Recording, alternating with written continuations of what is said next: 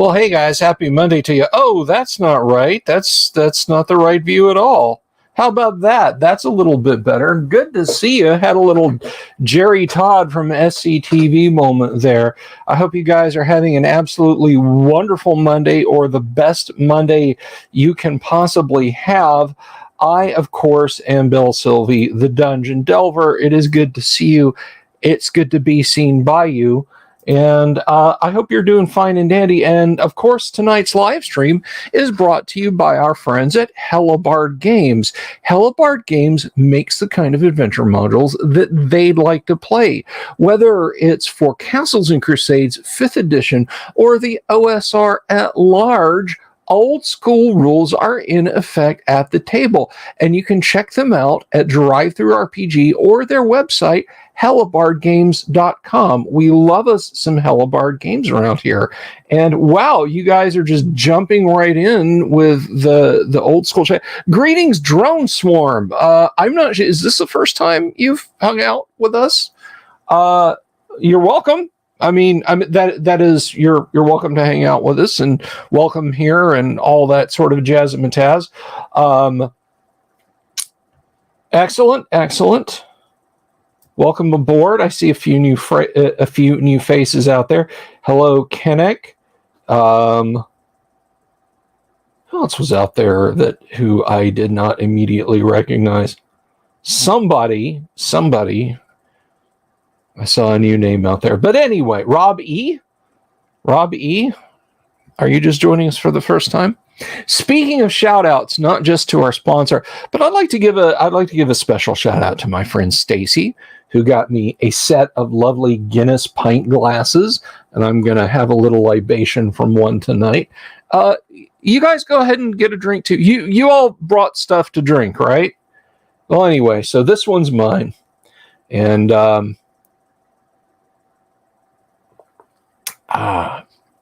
very tasty. This Guinness Draft. It's from a can, but it tastes just as good as from the tap, because they put that they put that little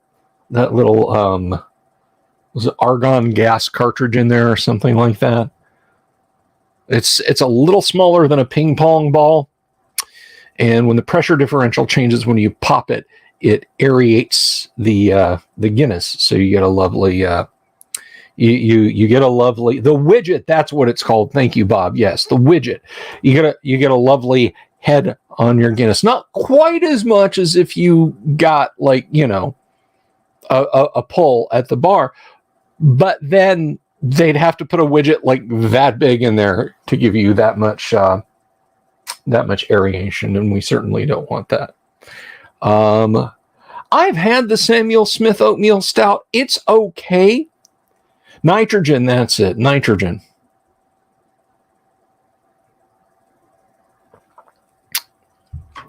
But Guinness is my fave. I was getting the Guinness Nitro Cold Brew for a while, but they don't carry it at my local market anymore. They went back to just the regular Guinness Stout. I'll have to find where they're selling the Nitro Cold Brew and check it out again. There's something I want to clear the air on, like right now, immediately at the beginning of the show, because I feel like maybe there were some ruffled feathers with something I said on Livestream.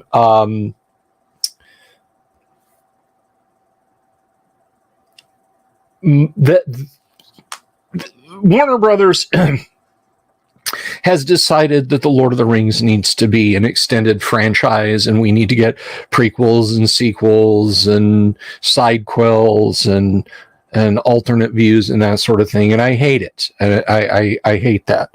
And I dropped some pretty harsh language, which we're still in the watershed. I'd get demonetized if I repeated what I said Friday, but it was friend you. My ire is never directed at you guys, my audience. I love you people, all of you guys, right? I mean, I'm not some rock star up on stage who got beamed in the head with a half full water bottle, or somebody taking pictures of me when I told you to stop. the 13th Thexan, 13th Zen, sorry, the 13th Zen. So the FU that I directed on Friday was, look, if all of you guys, every single last one of you in the audience, two sluggas, hello, greetings, welcome. So lots of new people in the audience tonight. But I love you guys. I do. I mean that. I have been fortunate enough to meet several of you face to face. A bunch of you, out of the goodness of your heart, have reached out and are doing a GoFundMe to get myself and my wife to GaryCon, which if those of you in charge of the GoFundMe are in the audience and want me to share that information, I will. But if every single one of you guys responded with, we're super excited about the Warner Brothers Lord of the Rings. Also, we absolutely love the Rings of Power show. And, you know, The Hobbit should have been 6 movies, not 3, and whatever. I would say, well, I don't agree with you. My venom is directed to the people creating it. The vandals. You guys can like or dislike whatever you want. Look, we've got a diverse audience. Diverse in many ways. I know a lot of you guys, particularly the folks who joined since January the 17th, are all in for brand new D&D, okay? I don't hate anyone because of what they like or dislike in pop culture media. All right? Nobody. At the end of the day, it's who would win, Spider-Man or Batman, Superman or Thor, Godzilla or King Kong, right? I would never get in your teeth and say F you. That F you is directed at the people who, in my opinion, are wrecking The Lord of the Rings by tacking on unnecessary sequels and readjusting it for modern day sensibilities. So don't think that irritation was directed at you. If you're out there, please don't think that, because it wasn't. It was not directed at any single one of you. The first serious book I read at age 8 was The Lord of the Rings.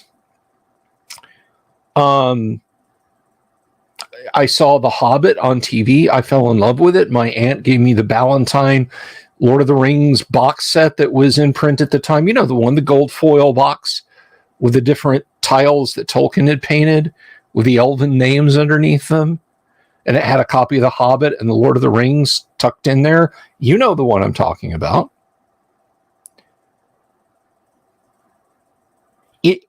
It means more than just that's a good book I once read to me, for many reasons. I hold Tolkien's work sacrosanct. So if you interpreted my ire that I was angry at you specifically, any one of you, my sincerest apologies, because that was not my intent. All right. Again, I love all you guys. It's fun to get up here and do live stream content. It's fun to make short little live stream content videos, and more are coming. More good stuff is coming.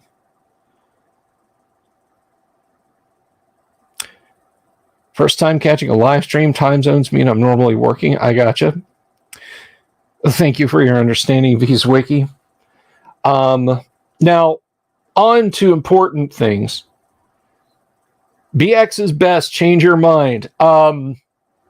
Play AD&D with me sometime. stand in the world of Greyhawk, fight demons, square up against a beholder, explore the ruins of Castle Greyhawk, climb the frozen peaks of the Lort Mills, and plumb the depths of the lost caverns of Sojkonth. Seek Wave, Whelm, and Black Razor. Dare to put your most precious high-level characters through the Tomb of Horrors. Stand fast against the giants. All this and more in first edition AD&D, and I think it might change your mind.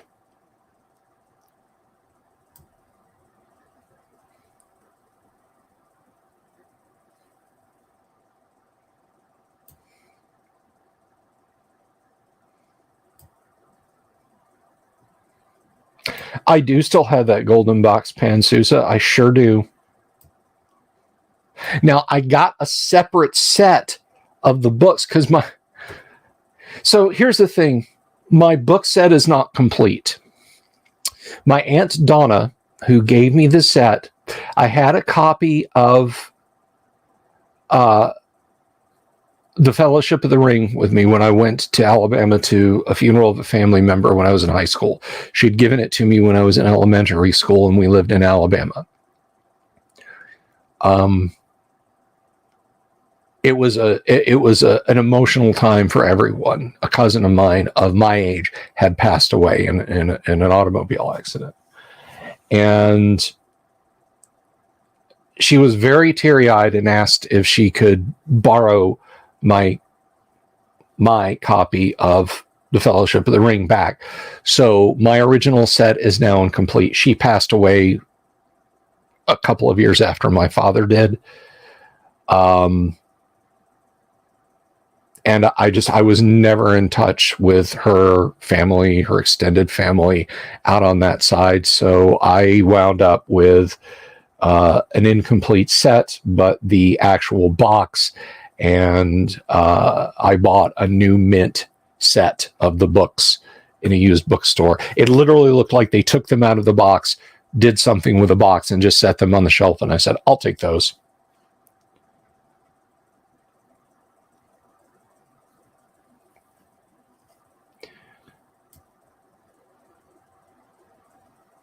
You did disagree on a previous rant. They weren't perfect, but Peter Jackson... We can discuss it. I think Peter Jackson's heart was in the right place in a lot of ways. I think he was held over a barrel when he knew The Hobbit should have been one, possibly two movies at most, to bloat those into 3.5 hour movies. Hi, RPG Grandma. Drive safe.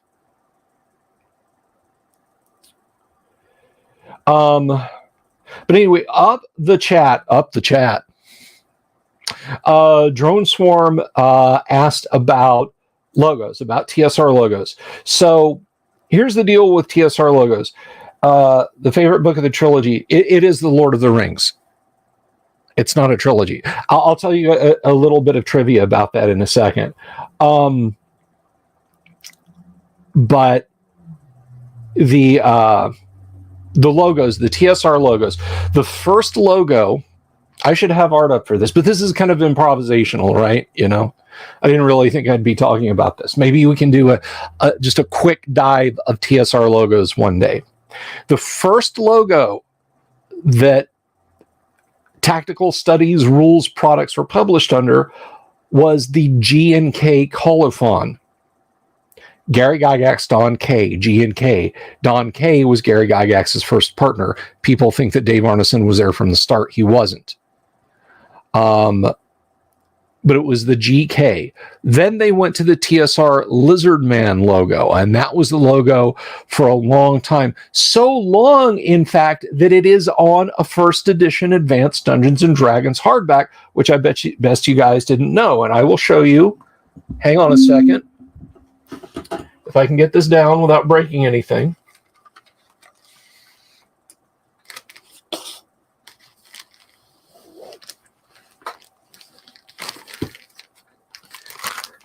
This is a true first print monster manual, And if you can see down here in the corner, I'm not sure how well that will or will not show up. That's a Lizard Man logo. Because all of AD&D was not out when this book was originally released. The Wizard logo, Grimorley was his name.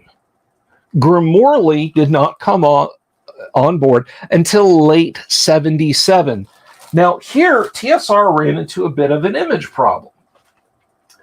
Because Dungeons and Dragons was starting to be closely associated with Satanism.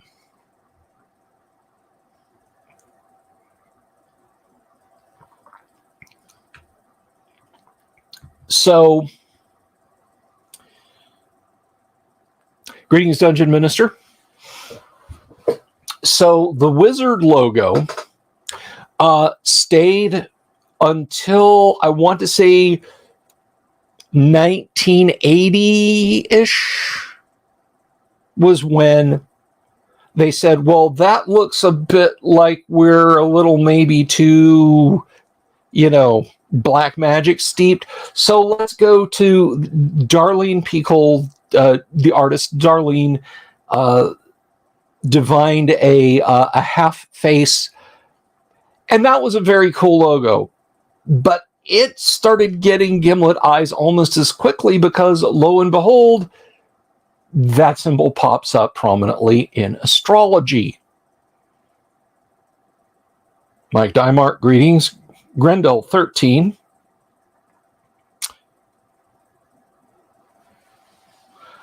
There was a wizard, Grimorley, in Wormy. Yes, Robert. So the wizard logo, the wizard face logo. Some call it the moon face. I call it the moon face. Others call it the wizard face. That went away, and then they said, well, we'll just do the angled TSR logo. And that stayed for a very long time, I think until second edition, when they said, okay, well, what about this stylized metallic shield, which I'm going to be honest, not a lot of love for a great amount of second edition, but it looked very cool. So it's like a metallic shield with the kind of ballooned out Roman font letters and a red dragon sort of enmeshed in the S. And I thought that was a very sharp looking modern logo. And that stayed, as far as I can tell, until the end of TSR in 1998, late 98, early 99, when they were purchased by Wizards of the Coast. Now, Wizards of the Coast continued to publish a few things under the TSR impressum. Some of the late second edition stuff is published by Wizards of the Coast, but it has a logo, or rather, it has the product number, TSR number, and a TSR logo on it.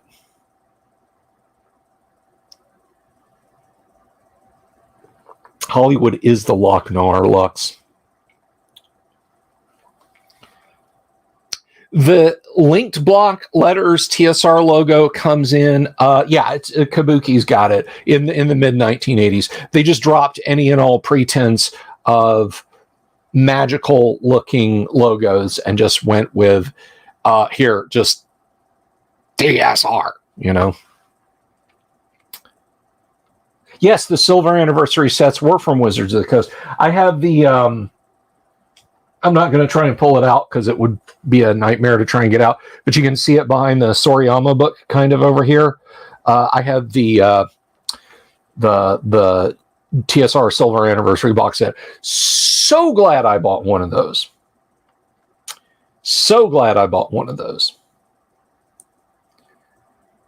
Now, Pan, I think I mentioned this when you were on the show once upon a time. A friend of mine, Volcano God, a shout out to Volcano God, he's a good guy, was in Chile for like a month. And I'm not sure where he was in Chile, but he went into a comics and games store there, and there was a softback Demon Idol Player's Handbook, but all in Spanish. And I really, really wish he'd bought it.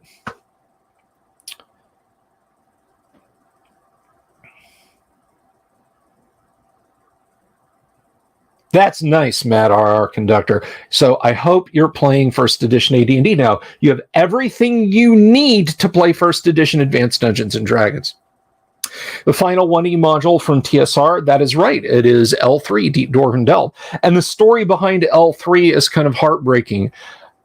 So when WotC was essentially boxing up everything at Wizards of the Coast, cataloging and boxing everything for Wizards of the Coast to move it to Seattle from Wisconsin, they found Len's manuscript for L3 Deep Dwarven Delve. And they said, hey, would you like to finish this?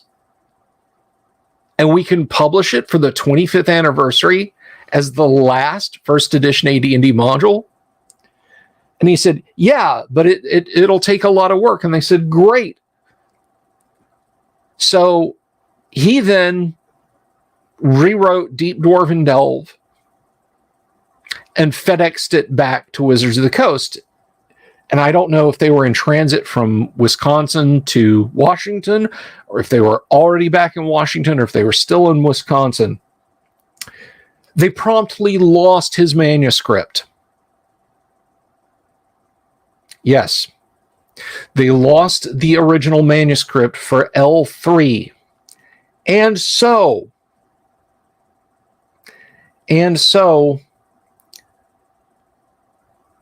what they published in the Silver Anniversary set is the manuscript version with just a little bit of cleanup done. Basically, it is the early rough draft manuscript that got published as L3, not Len's fully fleshed out. You know, it would have linked back to L1 and L2 and forward to another L series of modules he did. Now, Len himself actually did eventually release L4 and L5, and I think you can get those at Dragon's Foot, but don't quote me on that. But they are out there.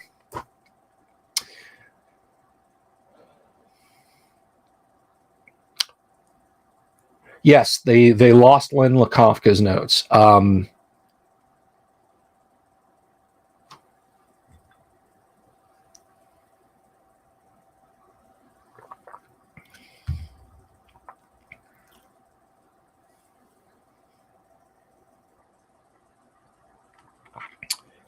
But if you want an L4 and an L5 actually written by Len Lakofka, you can go there and get those.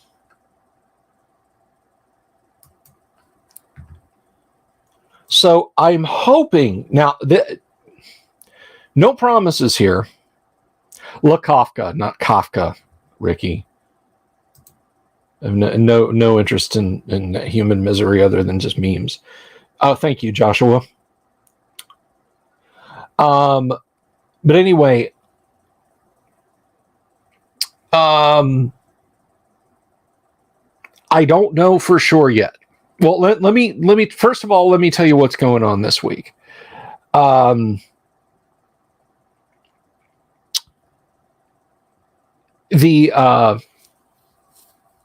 usual Wednesday night fun is going to be derailed for a few more weeks. Kyle has had a family emergency, which will take him away. So for those of you who tune in to watch Classic Traveler on Wednesdays is now kind of an open day. I don't know exactly what we're going to do content-wise, but setting aside what we normally do, of course, all our thoughts and best wishes are with the Shuant family in what is a not great time for them right now.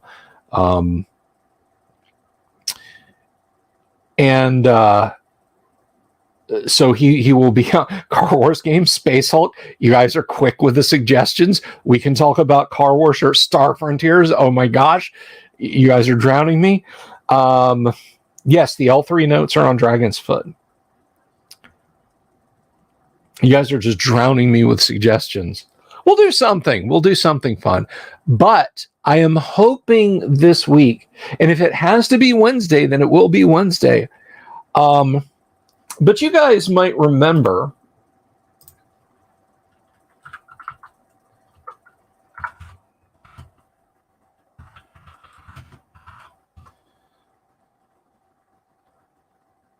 well, let me see if I can find this here real quick.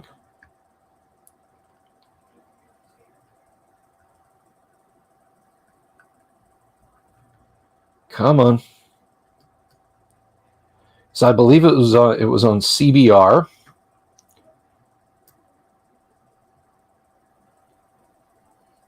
But there was this great article, but it was far too brief, and I did a video on it. Let me pull this up here and pull up my Twitter account. Bear with me, guys. Sorry.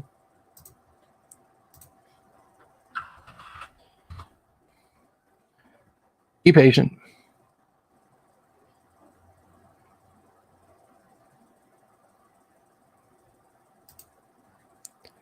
So James Lynch wrote a piece for CBR basically saying the first edition Advanced Dungeons and Dragons was the best version of D&D. Something I agree with.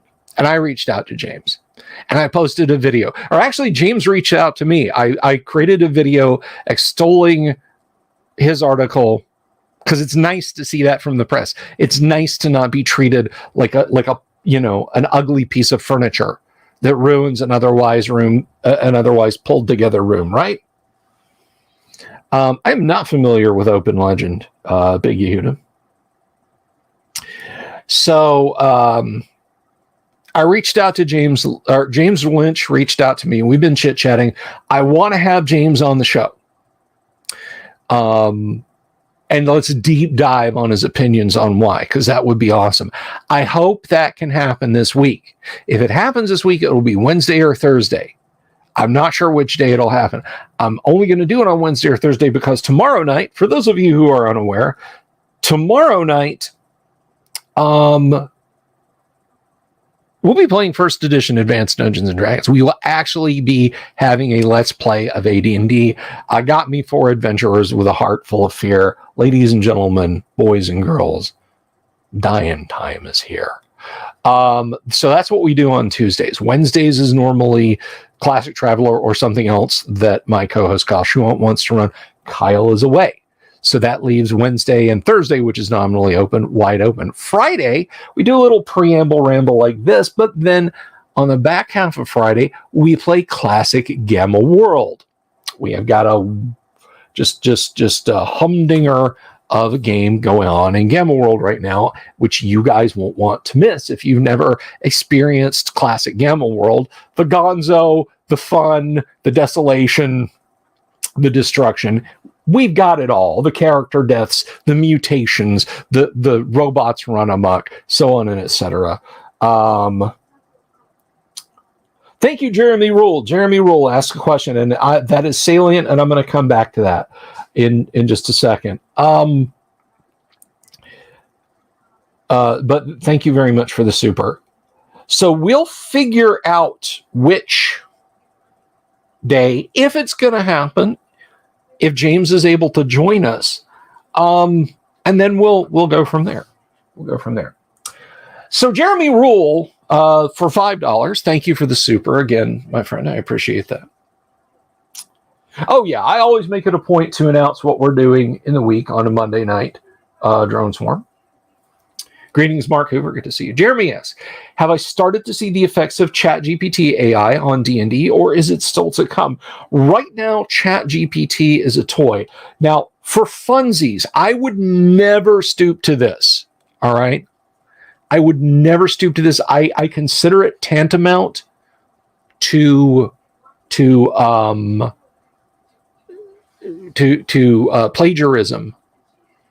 Not because I respect an AI. Look, guys. First of all, I want to answer Jeremy's question. Then I want to give my opinion on ChatGPT AI. So for funsies, I typed into ChatGPT. I gave it the following criteria, more or less. I don't remember exactly what I said, but I said, design a classic Dungeons and Dragons style adventure. The dungeon should have 10 rooms. It should be for fairly high level characters. The rooms should be a combination of combat and traps and should be thematically linked. And I pressed enter, and it took a few minutes of thinking, and it generated something that honestly I could have just rolled a bunch of dice and came out with. And it was less, like I had to go back over and over and say, okay, this, but give me more detail in each room. This, but give me more detail in each room. This, but don't repeat the contents of rooms 1 and 5. You are just restating what is in room 1 in room 5. You are literally just repeating yourself. Don't do that. So I had to go over and over and over and over and over and over and over again to get something out of it that I would consider worthy to use in a pickup game with a group that already knew. For something publishable, I would not. I would not consider it ready to take my place, basically, where I just type in a few criteria and press enter, and then I can turn around and hand that to a publisher.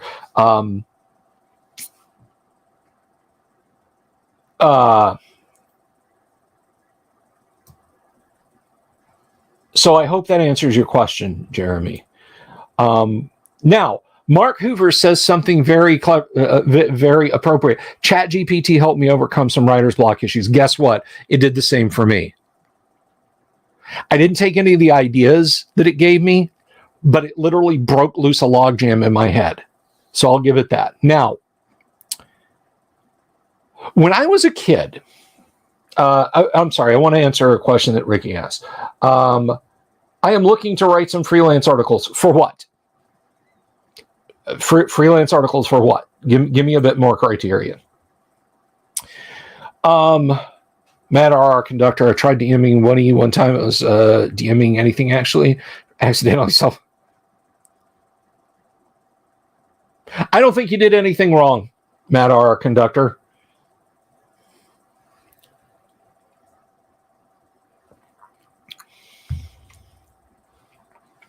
So here's the thing. When I was a kid, I was obsessed with text adventure games. I could not play D&D that often. My parents were caught up in the Satanic Panic. But I got as much Zork, as much Adventureland, as much anything else as I could get. And I wanted to make my own. I wanted to be the next Steve Moretsky. I wanted to be the next Scott Adams, not the controversial comic artist. I mean, the guy who wrote the text adventures for Adventure International. Thank you, Ricky. Appreciate that.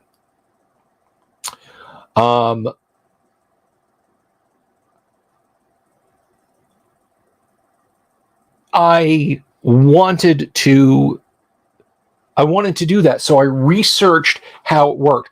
I still have 2 serious treatises on writing adventures in text format, in basic, the language, basic.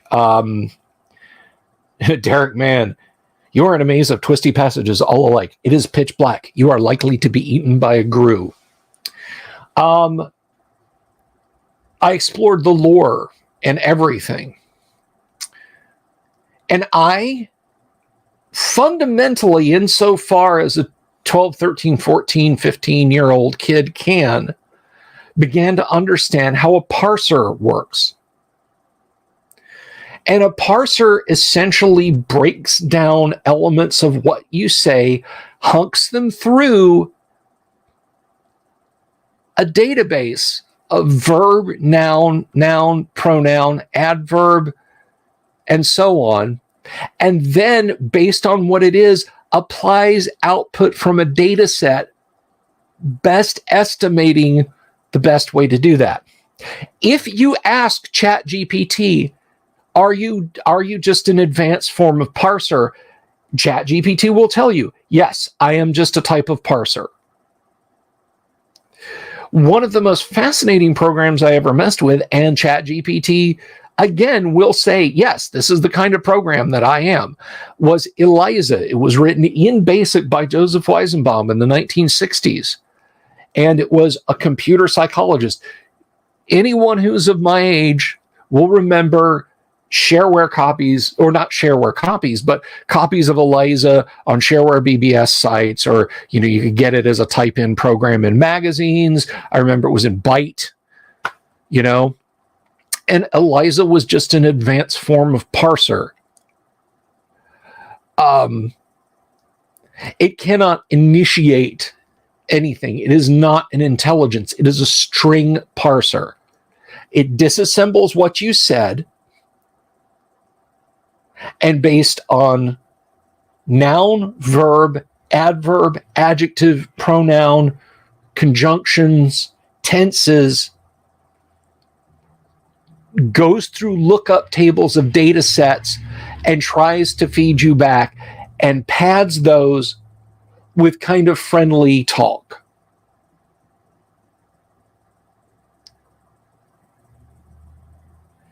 Now, the two books, by the way, that I had are Creating Text Adventures in BASIC by Tim Hartnell, which has some absolutely gorgeous cover art, and the Compute book of adventure games, which has a wonderful section in the beginning of all the then popular text adventures, and a few coming and some that didn't come out that were supposed to be coming. But in the back, it teaches you how to write a text adventure in BASIC. So between those two books, I was actually able to write some text adventures in BASIC. But all ChatGPT is a text parser. People who are freaking out saying, AI, it's going to replace... It's not making decisions. It doesn't sit there late at night by itself going, cool user 420_69 tried 10 times to get me to write a dirty, like, pornographic story. I ought to do something about that. It doesn't. It sits there until input comes in. You could probably write ChatGPT in BASIC. I mean, it would be just mind-bogglingly slow as it parsed what you said. Because I got ChatGPT to write a program in BASIC for me. There's a table in the Advanced D&D Dungeon Masters guide that I wanted to see if it could convert to BASIC. But I kept having to go back and fix errors. I'm like, no, you have a syntax error here. And it would say, I'm sorry, try this. All it's doing is pulling in from encyclopedic data sets. That's all it's doing.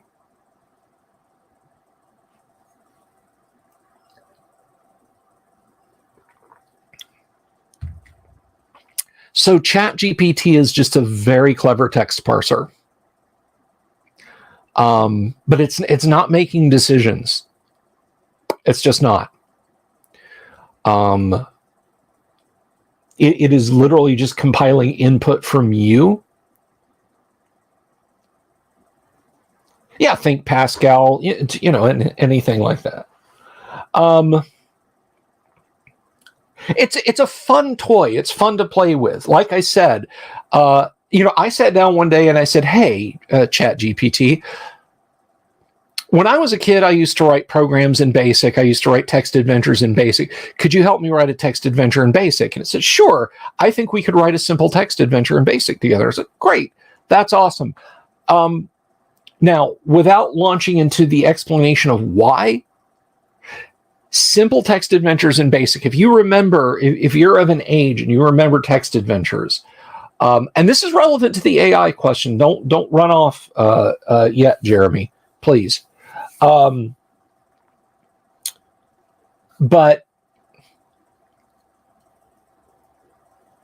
the simple type in from a magazine or shareware text adventures did verb noun, and that was it, 2 words. And I loved the fact that the Infocom adventures had multi-staged parsers. You could type, walk up to the elf and offer him the sword in exchange for 5 gold pieces, then take the 5 gold pieces and go over to the Frobozco vending machine, drop it one in, get the potion of light, and put it in your inventory. It would get, okay, all right, I can do that. Instead of, walk elf, you are by the elf, give sword. Give sword to the elf? Yes, no. I always wanted to know how to do like the multi-step parsers. So I asked ChatGPT, hey, could you write this? And it said, yeah, I probably could. And so I started working with it, and I got distracted by something shiny, but it was teaching me how to write a multi-verb noun parser in BASIC.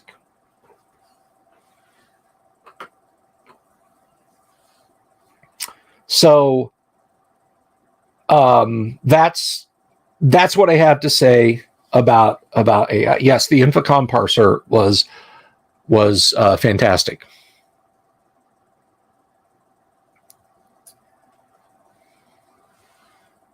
And I think I mentioned this to you guys. I said, yeah, I mean, for a proper Infocom like parser, you'd have to write it in Inform. So 2 things, and I said I was not going to talk about adventure games anymore, but I am. 2 things. This blew me away when I found out about this. Infocom implemented, no pun intended, Infocom implemented virtual machines in the early Now, virtual machines go back to the 1960s. When IBM built the first S360 computer, they said, my God, we have so much computing power in one place. And literally the first program that IBM wrote to show off their killer demo for the IBM S360 was to virtualize the entire IBM S360. They boot the S360 up, they enter the JCL commands, and you are running on a virtual S360. And that was mind-boggling in the 1960s. I think it was 65. They're like, wait a minute, you just virtualized the entire machine? A software copy of this room-sized piece of hardware is running on the machine? And they're like, yeah, heck yeah. Infocom in the 1970s, when they ported from the DEC Alpha to the early TSR, the early IBM, and the Commodore 64, they wrote a portable virtual machine that would run on every computer that had at least, I think, 48K. They had to do some bank switching tricks on the Commodore 64 to get it to work. But every machine ran a virtualized computer specified, designated just to run Infocom games and Inform.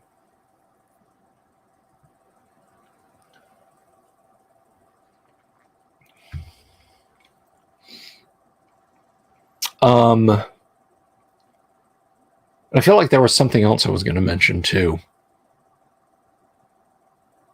I don't remember now. But I hope that long and meandering answer satisfied your curiosity about what I think about ChatGPT. Jeremy. Jeremy's a longtime friend of the show. He used to be in the Monday night first edition AD&D game, and I'll tell you a funny story about that. And I hope you're still listening, Jeremy, and that this just embarrasses the hell out of you. When I had a group of about 5 to 6 players on Monday nights, no, it was 5. That was Initech. That was Initech in Office Space. You love a good embarrassment. That's great. So I know Jeremy from a dumb Web 1.0 website where we used to make fun of terrible websites. It's called Portal of Evil. It was not evil. We didn't do evil things. We just pointed and laughed. But somebody said, hey, Jeremy is actually on on Facebook. So he and I started chatting on Facebook. And I said, you're going to play first edition AD&D with us. And he was like, well, my wife's got a group that's, I guess they're going to try 5th edition, but that's not going to be for a few weeks. So I can, I can play for like 3 to 5 weeks. 5 years. 5 years, Jeremy played first edition AD&D with us, and his career has taken him to new heights and new places and locations. But he was literally like, yeah, I'll play for a couple of weeks. And then he played a cleric for a while. His cleric literally got mashed in half by a boring beetle. And then he brought in, he said, oh, I want to try out a bard. And I was like, it's not easy to do, dude. And are you sure? And he's like, yeah. So he played Rabindranath, our bard, for like the next 3 years or 4 years. And he played not the bard out of Dragon Magazine, not a backported 2E bard. Started as a fighter up to level 5, switched to thief up to level 5, prohibitioner bard, and played him to like 8th level. And then he died saving the party by running through a wall of fire and got punched to death by a hill giant, I believe.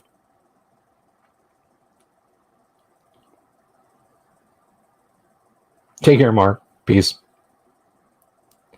Yeah, PoE. Back in the day, buddy. But in the interim, in the time being, and I'll get him to do it again. I will get him to do it again. Jeremy hired me, my company, guidekey.com. You can go to guide-key.com for professional DMing services. So I ran first edition Advanced Dungeons and Dragons for a bunch of product devs from Amazon AWS. We ran... I could have turned it into a campaign that would have never had an ending until the people in control of the purse strings came to Jeremy and said, what's going on with this? Why is this guy getting like, this much money a month? And he's like, oh, we're almost done. And they're like, yeah, we'll wrap it up. So I could have run that grift for years, but no, I ran a White Plume Mountain mini campaign. Lightmane, greetings. Lightmane sent me a fantasy novel. It is not kidding around sized. I can't wait to dig into that.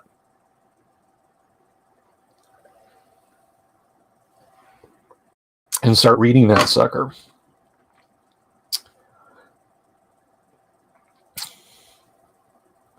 But his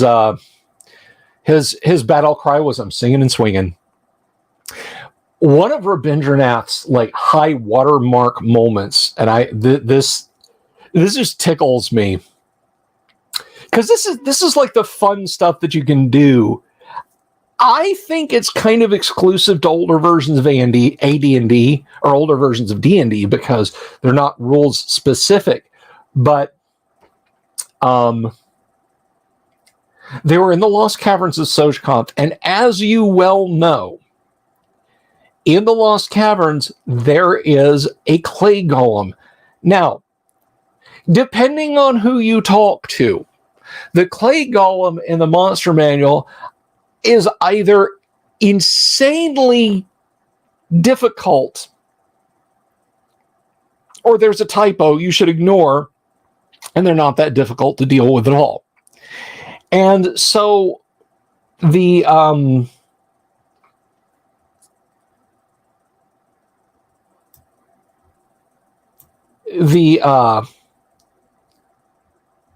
I missed this, by the way, so I'm gonna put this up here if I can find it real quick. Anyway, nice super there from Ricky. The clay golem does damage that can only be healed by a 17th level cleric, which is next to impossible to find. Like, you get punched by a clay golem and it does 24 hit points of damage. You can never heal that 24 hit points back. Ever. You've got a hole in there. So it's like you level up a few times and you're at like minus 24 hit points always. So Because the bard is also a thief, Jeremy said, "Oh, I'll explore ahead. I'll scout ahead." Now, from an earlier adventure, they had gotten a poisonous cloak.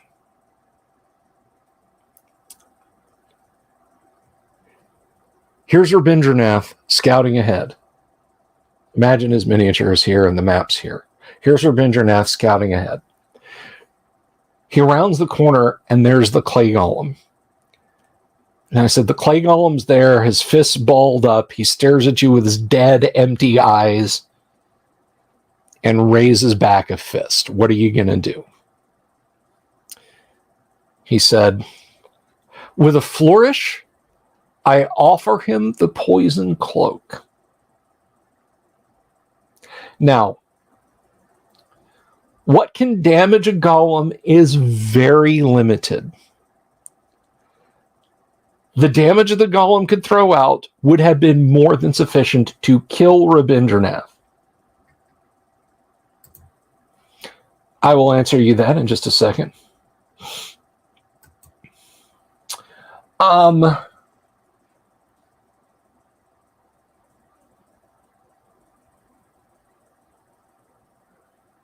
I'm like, what do? Squirrel Hermit, greetings. What do? The golem is mindless.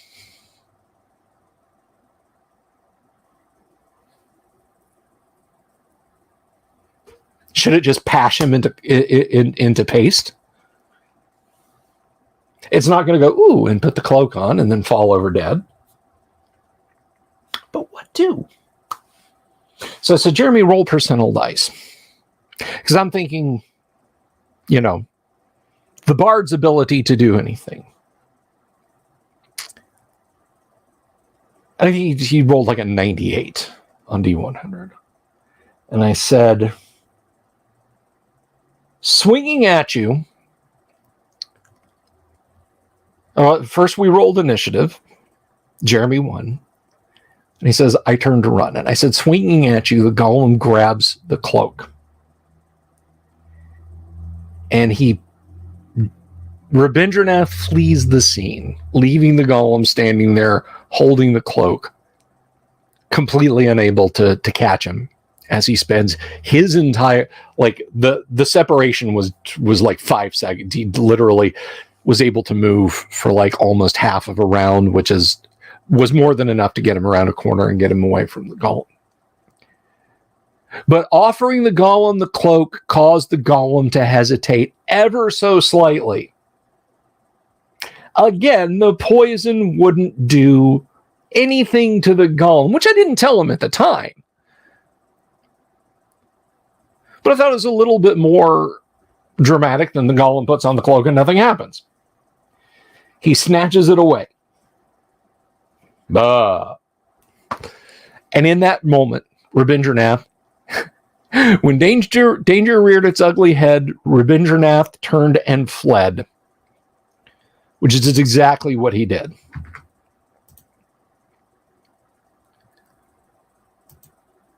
And it was slick. It was very, very, very slick. And I thought it was one of the just the coolest moments in AD&D ever.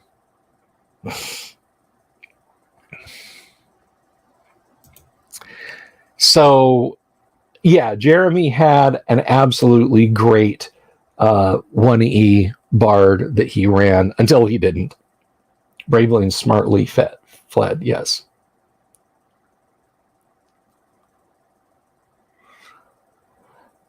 Okay, so to Ricky Maru's question, sorry, to clarify, I would like some advice about any good freelance writer magazines to do some nonfiction for. And it depends on the piece that you're going after. You know what? It's been a while.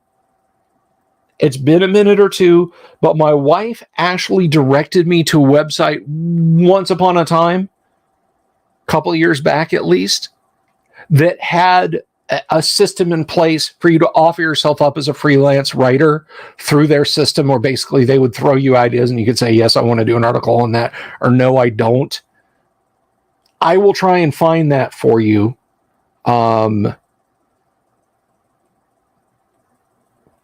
Exactly. Get it done any way you can. You're absolutely right, Mark Hoover. Now I want to know who you are on Portal of Evil, Mark Hoover.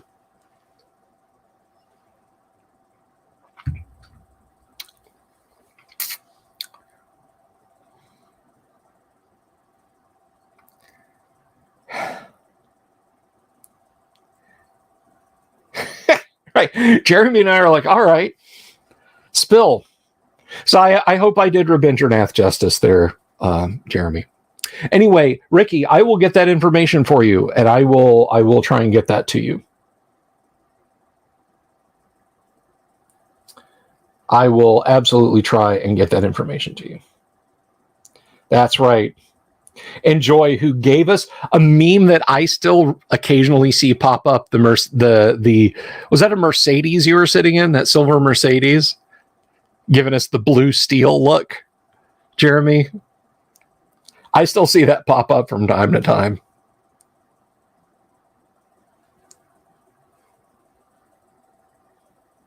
I was humming. And the reason, the way I got sucked, okay, so, and I still see it today in the year of our Lord 2023.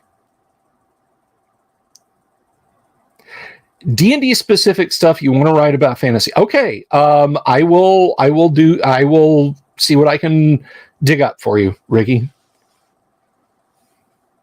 But thank you for the super chat. Danny H. That's fine. We'll go for another few minutes, Danny. When my first daughter, who is now 20, ain't it funny how time slips away? When she was born, I was a stay-at-home dad. And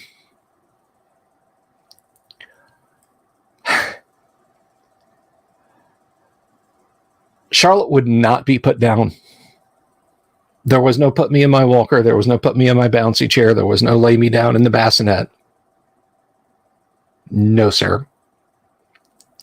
She would sleep in my arms exclusively. So, to stop from going crazy and to keep myself laughing, I would sit with her tucked in my arm here, leaning back in my office chair. My office was back in another part of the house at the time, browsing the internet.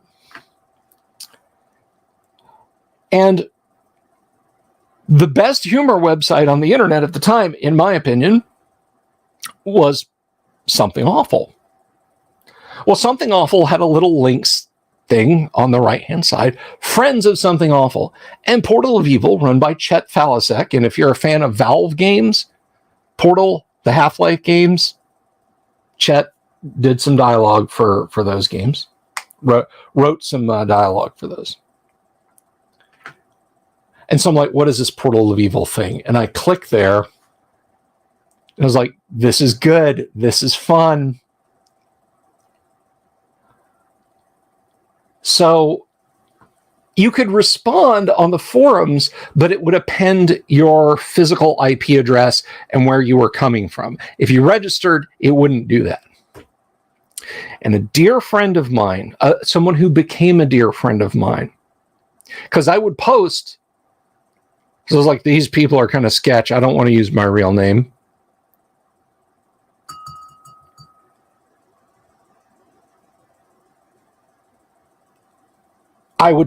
Because Charlotte was in one arm, I would type with the on-screen keyboard and the mouse. So it'd take me like 30 minutes to type like a 3-sentence paragraph in a post. And I never registered. And my buddy Eric Peterson was on the forums, Repomancer. And I would post some things that people thought were funny or incisive or whatever. And he was like, register. You need to register your account. do it, register. So fine, I signed up for an account. And I found out these weren't like scary, sketchy people who would come and like, dox you. I guess now that's the thing. They were just nerds like me. And so, I'd sit there and my wife would come home and she'd take Charlotte and I would extol her with stuff that was going on the forums. And it was just like her face would glaze, just like, okay. But that is where I met Enjoy. That is where I met Repomancer, Eric Peterson. Rest in peace, buddy. Meet you at that big gaming table up in the sky one day. Hopefully not too soon. And some other fun, wacky people. Half-Life 3, I think you meant, Danny. Unless you hated Half-Life 2 so much that you just don't consider it canonical. Yeah, Half-Life 1 was awesome, but screw Half-Life 2. I'm waiting on a proper Half-Life 2.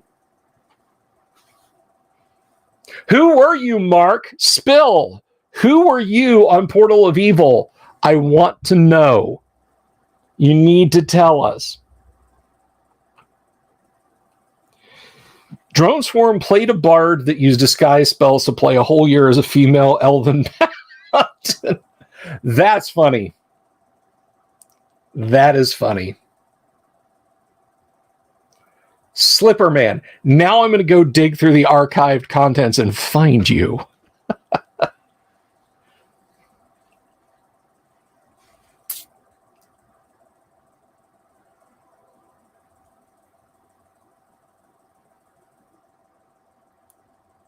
So Drone Swarm, I'm guessing that was like a 2E thing, or did you just have somebody who played loosey-goosey with the AD&D 1E rules? When you say female paladins, obviously fine, but elven, even half elven, no, not so much.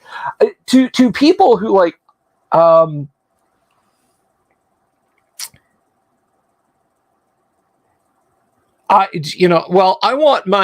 want to play half orc, but I want to be a paladin. Awesome, that's cool. Your half orc is lawful good. You're a fighter cleric. That's right.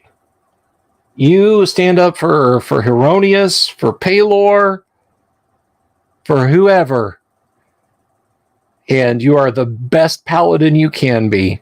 You're just a fighter cleric, or an elf, or a half elf, or what have you.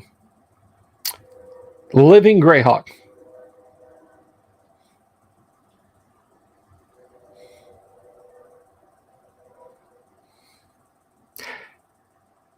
Yeah, I mean, I think current internet is sketch. RPG Grandma.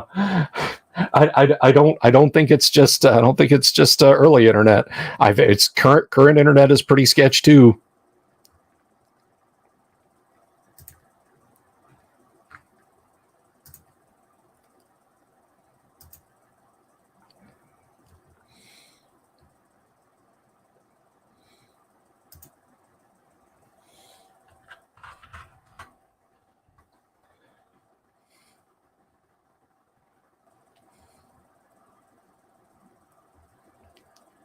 Fighter clerics make better paladins.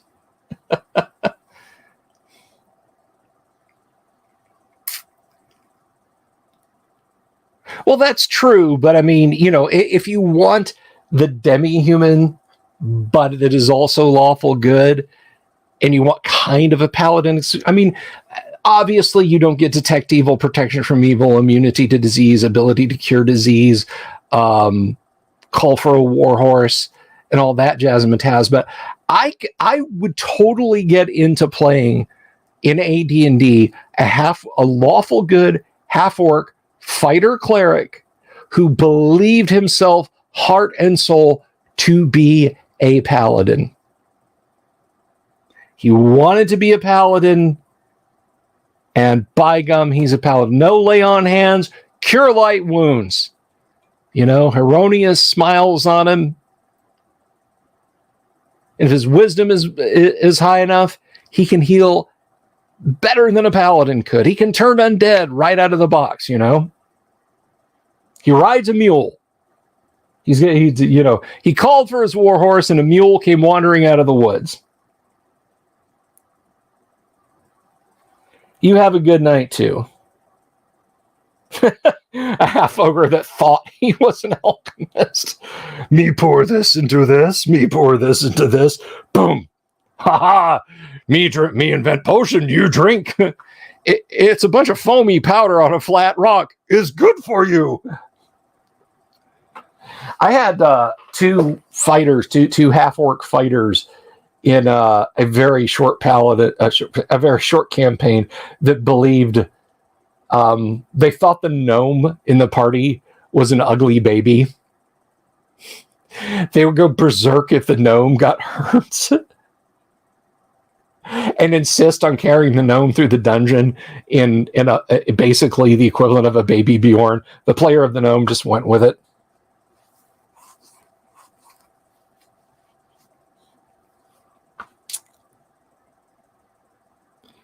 Good times. Good times. Oh, smelly baby. You change baby. Where is baby? Save baby. Good stuff. There's a meme comic of a basically it's an orc who believes he's a magic user. Fireball. He's like throws a burning barrel at someone, and then there's is it blade barrier? He literally just chops somebody in half with an axe. I don't remember all the specifics, but it's basically just a bunch of physical attacks. And magic missile, he just beans somebody with a rock.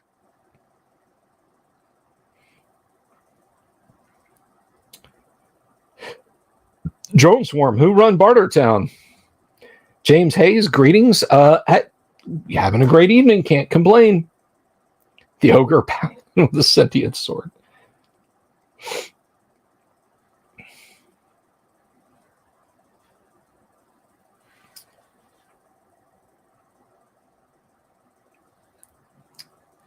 A lawful good. That don't work. We had a long discussion when I did the deep dive on Unearthed Arcana about how completely ungood the barbarian is. They're not good. Say again, Master Blaster.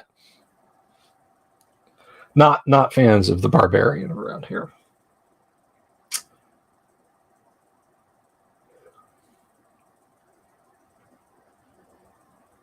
Yeah, I mean,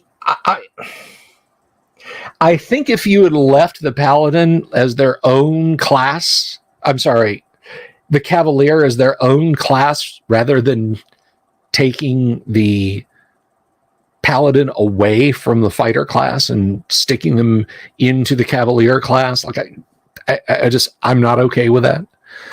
The barbarian, I'm not okay with. The thief acrobats don't bother me that much. I mean, if you're strictly an urban thief, the ability to walk a tightrope, I mean, it is kind of cool. Dodge and knock arrows aside, or dodge blows, dodge missiles, that sort of thing. I'm actually not as chafed about the thief acrobat, and I never really understood why so many people were. But the cavalier and barbarian can just go right away. Don't care for them. See, I don't agree, Kabuki. I respectfully don't agree that they stank.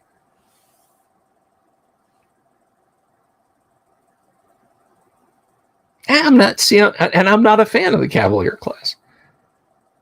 It's very light reading. Tolkien, you are not. Well, we'll see. I'll be the judge of that, sir. John Walker, I misread that, and I thought that said Cavalier is a succubus of fighter. And I'm like, well, that's how you want to go with your campaign. That's okay too. I'm not going to judge. I had the infamous lawful good Marilith who ended up marrying a party member. So, who am I to cast aspersions on one's love for one's fellow party members? But you did not say that. You said subclass of. John Walker, no, bad. The halfling was a druid acrobat. I would throw clods of mud at him, just constantly dodges.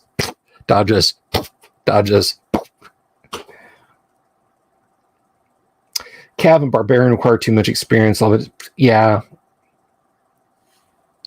Hail unbreaded, Michael Connor. Good to see you. Unbreaded.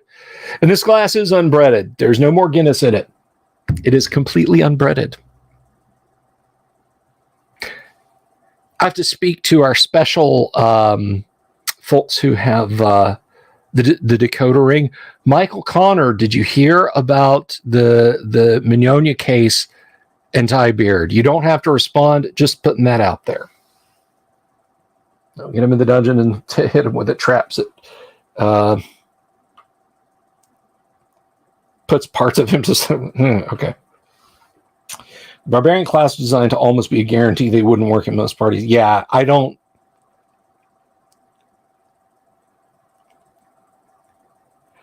See, if we go by like the Black Sabbath ordering of things, with original D&D being their self-titled first album, and then the AD&D being the later albums, Unearthed Arcana is AD&D's Technical Ecstasy.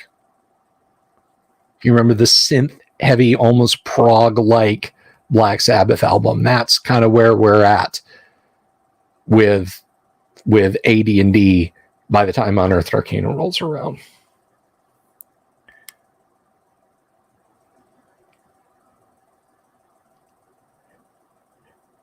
No, I had Guinness, Danny. I just drank it all. I got 3 more, but I'm not going to drink them all tonight. And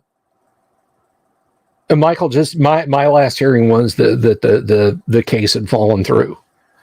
That basically they threw out Ty's filing. I mean, and if you listen to a certain group of people on a certain website, it means it's because Ty is like an incompetent drunk and blah blah blah blah, and didn't do his due diligence and so on and etc. And I don't believe any of that. But anyway, that's all I'm gonna.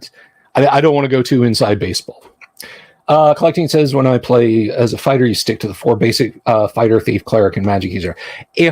Generally speaking, if I'm running like a one-off game, I will do that. I might put like a druid in. It depends on the crowd that's coming up.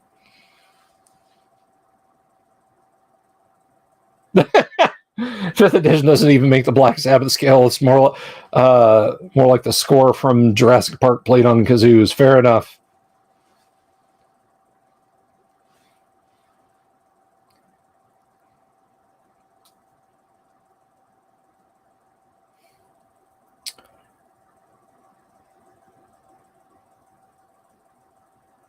So I'm going to share this one more time, just because I was, not tonight, but people did just mention that locate plants is the worst AD&D spell ever collecting chaos, by the way.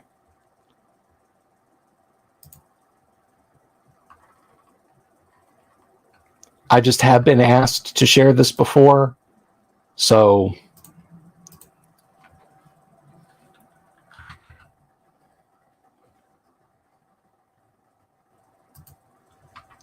I am not rattling the tin cup.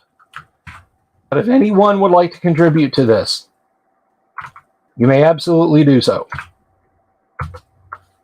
That is something that the users, the chat, the folks on Discord put together for me. Okay? So you can do that if you want to.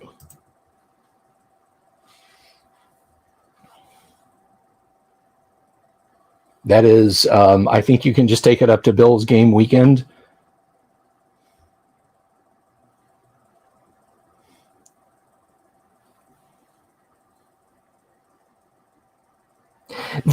I wish I could find it. There is an absolutely fantastic flow chart that shows all the interconnections with Black Sabbath, and it is massive. It is crazy, the number of bands that can trace indirectly back to Black Sabbath.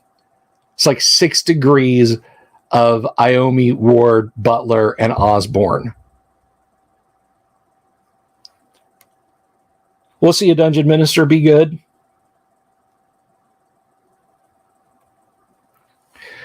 because I mean, it's, you know, and it's like, hey, this guy played, you know, this guy was session for Black Sabbath, but he also did this, and he was the regular drummer for Saxon. You know, what? I don't. That's not right. But if you can find it, all the interconnections to Black Sabbath are just huge. Because I mean, how many bands was Ronnie James Dio in, right? And he was frontman for Sabbath for a few albums at least.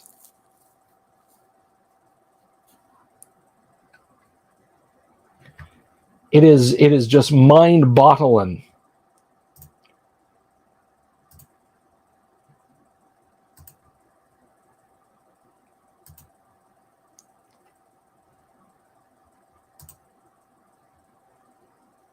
The number of albums that are the number of bands. A book that does that with you. I could believe you need a book to do that between Yes and Asia. And will we ever be able to untangle the interconnection between Yes and Asia? Only time will tell. I'm sorry, that was a terrible joke. I just made it up in the heat of the moment.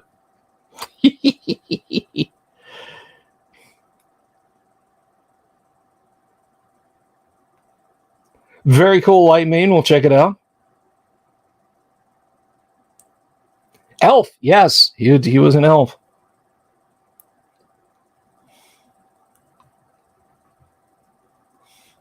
Summon cat is the worst spell in all of AD&D. I don't know. I mean, find familiar. That's pretty dope.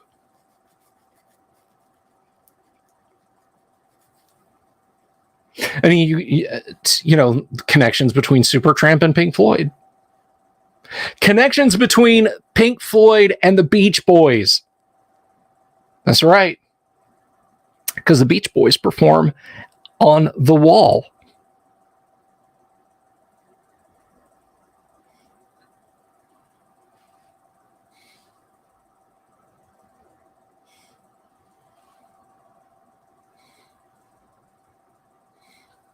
Alan Parsons and Pink Floyd.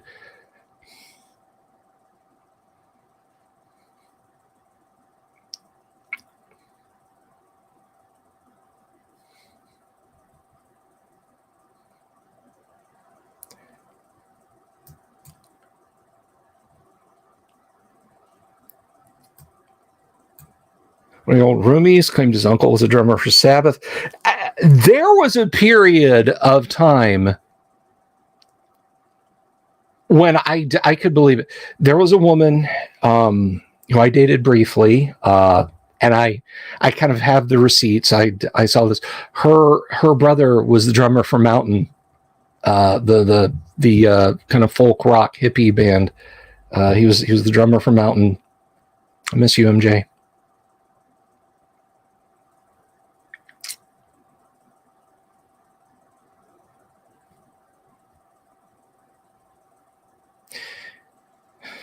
Anyway, well, I will leave you guys on a high note. I'm about to wrap up tonight. And again, there's the GoFundMe. You guys can check that out if you want to. Again, I'm not rattling the cup. Okay, that was something that the chat did, and it's very nice. And if you want to contribute to it, I think you're still able to. So if you want to do that, that's nice. But I leave that to you. But anyway, everybody listening to this, everyone within the sound of my voice, you are now, see,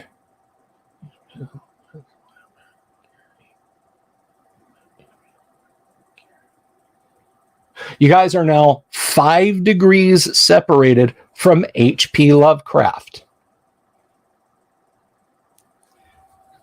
All of you are 5 degrees. You might even be closer. You might already say, "No, Bill, I know a guy who knew a guy who worked at for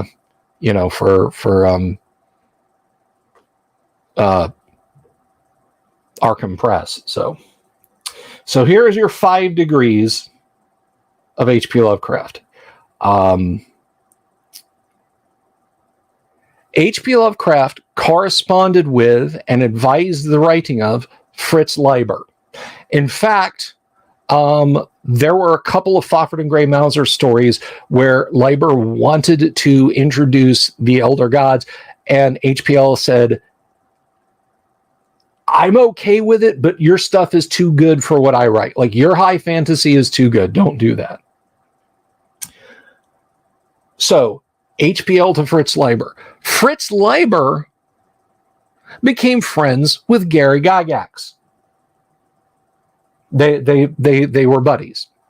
Like, to the point that Fritz Leiber thought it was appropriate. He thought it was du jour to gift Gary's wife with a statuette, like a 100mm high statuette of herself nude as the Pirate Queen. And yes, Mary Gygax still has that, not Gail. Mary Gygax still has that statue and displays it proudly.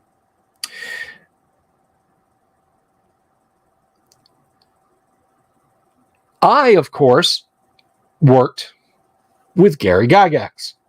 We were friendly towards each other. We had a nice little lowercase f friends relationship.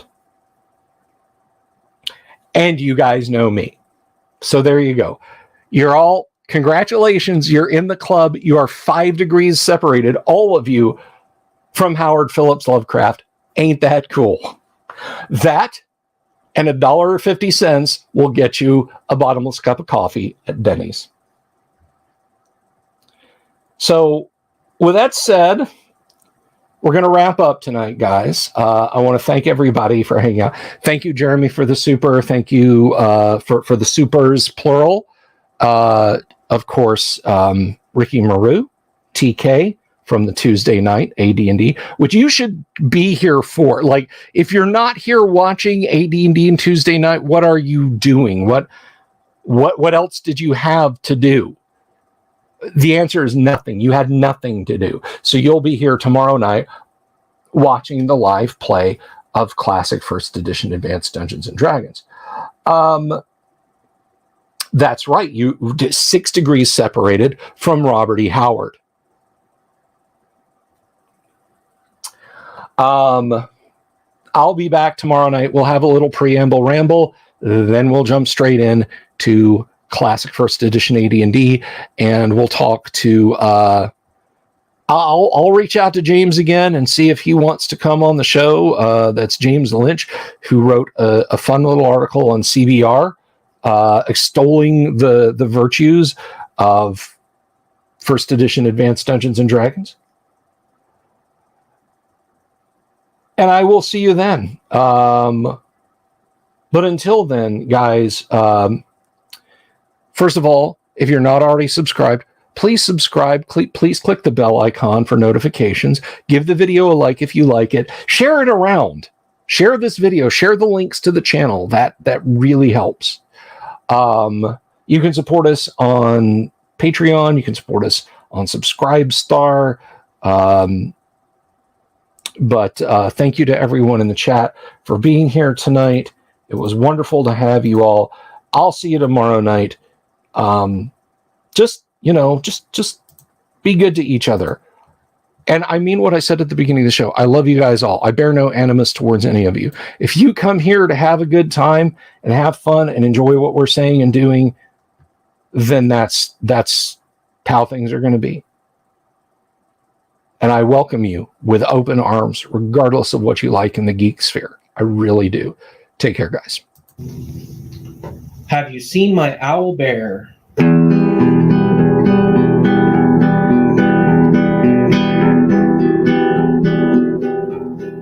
Here's to all the weirdos everywhere in the woods and in the air. Have you seen my owl bear? Should I shave off all my hair? Bobs are all around. Some live in tunnels underground. Some are fat, some are rich, some are sleeping in a ditch.